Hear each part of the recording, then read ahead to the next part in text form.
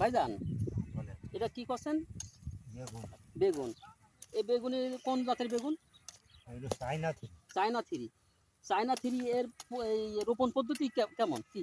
রোপণ পদ্ধতি মানে ওই চারা ফেলাইতে হয়, বীজ বীজ ফেলাই দেওয়া চারা 1 মাসের ভিতরে আচ্ছা, রুচি এখন হয়। রুইছেন প্রথমে কি চাষে কি দিছেন? চাষে কিছু দিনই আপাতত। আপাতত কিছু দুই দেওয়া আসার হয়নি। সুযোগ পাই। আর দেওয়ার সুযোগ পাইনি। তাই কতদিন পরে এখানে সার প্রয়োগ করতে হবে? এই ধরেন কালকেও দিতে পারি। কালকেও সার প্রয়োগ করা যেতে পারে। তারপরে কথা চাষটা হইলো যে আমরা এই চায়না থ্রি বেগুন চাষ করে কি আমরা কি সফলতা আনতে পারছি?